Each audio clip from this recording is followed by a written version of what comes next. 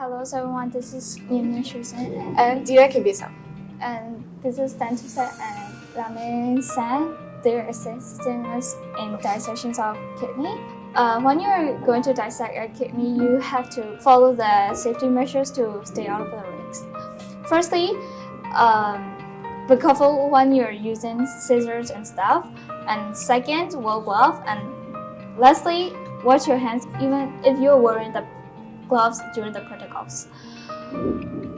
So now we're dissecting a kidney to see the part of the kidneys and the functions of the kidney. So the main functions of the kidney is to remove the waste product from our blood and produce urine.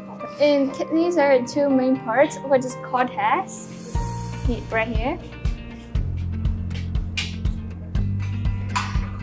and the medulla. So each segment that you can see right here, it is called pyramids. Between the cortex and the pyramid, there is a dark red shade that you can see right here. That is very red because it has high density of blood vessels. And then in the center, there is a pelvis. And inside there, there is a hollow shape inside the pelvis. And it is to transport the excretionary products through the ureter into the bladder. So, extending from here, you can see the collecting ducts that goes into the medulla. And inside the medulla, there's a collecting duct that is connected. That is the last part of the nephrons between the cortex and medulla.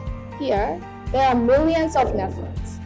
The main function of nephrons is to do reabsorption and ultrafiltration of organic compounds.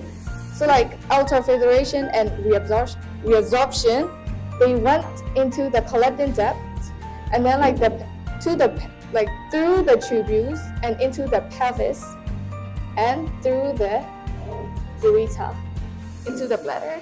And that's how the kidney excrete the metabolic waste product. Thank you for watching.